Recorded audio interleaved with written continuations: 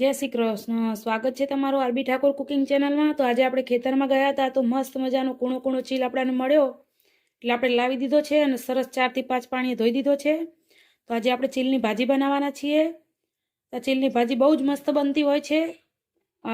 સિટીઓમાં તો વેચાતી મળતી હોય છે ને આપણાને તો ખેતરમાં ફ્રીમાં મળી રહે છે, ઈંડામણ તરીકે થતો જ હોય છે। અને આનું શાક એટલું બધું ટેસ્ટી બને છે કે આપણે તાંદરજાની ભાજી બનાવીએ એના જેવું બને છે। તો આપણે સરસ આ રીતે કાપી લીધો છે, તમે જોઈ શકો છો। એની આ રીતની મોટી દાંડલી હોય એ કાઢી લેવાની અને પત્તા અને કૂણી કૂણી દાંડલીઓ આપણે લેવાની છે। આ રીતે મેં બધી જ ચીલને સાફ કરી લીધો છે સરસ।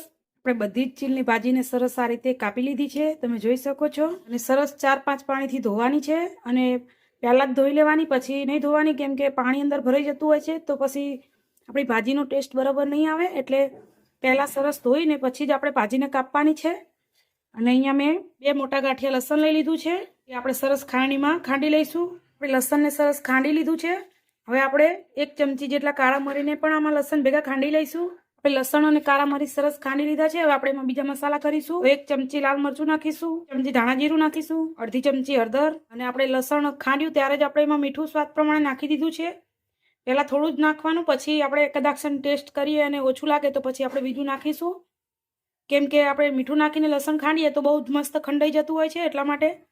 હવે આપણે એમાં પાણી નાખીને સરસ મિક્સ કરી લઈશું બધું। હવે આપણે એમાં પાણી નાખીશું 4-5 ચમચી જેટલું નાખવાનું, જેથી કરીને આપણો મસાલો સરસ પલળી જાય। આપણે લસણને કાળા મરી પહેલાં કેમ ખાંડ્યા કે પછી જો મસાલો બનાવીને આપણે ખાંડવા જઈએ તો એ સરસ સારા ખંડાતા નથી અને આખા પાખા રહી જાય, એટલા માટે। તો તૈયાર છે આપણો મસાલો સરસ મજાનો। ચલો આપણે એનો વઘાર કરી લઈએ। આપણે એક કડાઈ લઈ લીધી છે, કડાઈ સરસ ગરમ થાય એટલે આપણે એમાં તેલ નાખીશું। 3 થી 4 પાવરા આપણે તેલ નાખવાનું છે। આપણું તેલ સરસ ગરમ થઈ ગયું છે, આપણે એમાં રાઈ નાખીશું। રાઈ ફૂટી જાય એટલે આપણે એમાં હિંગ નાખીશું। રાઈ ફૂટી ગઈ છે, આપણે હિંગ નાખીશું। જે મસાલો બનાવીને રાખ્યો છે એ નાખીશું, બધું સરસ મિક્સ કરી લઈશું। આપણા મસાલામાંથી સરસ તેલ છૂટું પડી ગયું છે એટલે આપણે એમાં ભાજી નાખીશું। આપણે બાફવાની કોઈ જરૂર નથી, બાફીએ તો એના પોષક તત્વો ઉડી જતા હોય છે, એટલે ડાયરેક્ટ જ નાખવાની, પણ સરસ 3 થી 4 પાણીએ ધોઈ લેવાની। હું વારંવાર કહું છું, કેમ કે જો સરખી આપણે ધોઈએ નહીં તો અંદર કાંકરી આવતી હોય છે, એટલે ધોવી ખાસ જરૂરી છે। સરસ મિક્સ કરી લેવાની છે। આપણે બધું મિક્સ કરી દીધું છે। હવે આપણે ઢાંકીને અને 10 મિનિટ માટે ચડવા દઈશું। તમે જોઈ શકો છો આપણી ભાજી પહેલાં કેટલી વધારે દેખાતી હતી ને હવે કેટલી થોડી થઈ ગઈ છે, અને બધું પાણી એમાંથી જ છૂટ્યું છે, આપણે બિલકુલ પાણી નથી નાખ્યું, તમે જોઈ શકો છો। અને બધું પાણી આપણે બળી જવા દેવાનું છે। પાણી આપણે બિલકુલ નથી રાખવાનું, થોડું થોડું રહેશે તો ચાલશે, પણ વધારે નહીં રાખીએ। સરસ મિક્સ કરી લેવાનું છે અને પહેલાં આપણે ગેસ ધીમો રાખવાનો અને પછી આ રીતે પાણી છૂટું પડી જાય એટલે આપણે મીડિયમ કરીશું। તો હવે હું મીડિયમ ગેસ કરીશ અને પાણી બધું આપણે બળી જવા દઈશું। સીબું પાછું આપણે ઢાંકી દેવાનું છે।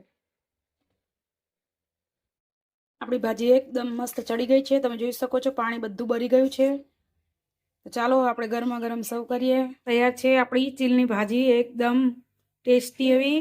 ગરમા ગરમ બાજરીનો રોટલો અને ચીલની ભાજી મળી જાય તો બીજું કંઈ જોઈએ જ નહીં। અને આ શિયાળામાં તો બહુ જ મસ્ત એકદમ કૂણી કૂણી ચીલની ભાજી થતી હોય છે। તો મારી આ રેસીપી એક વખત તમે જરૂરથી ટ્રાય કરજો, અને જો તમને મારી રેસીપી ગમે તો લાઇક, શેર ને સબસ્ક્રાઈબ કરવાનું ભૂલતા નહીં। જય શ્રી કૃષ્ણ।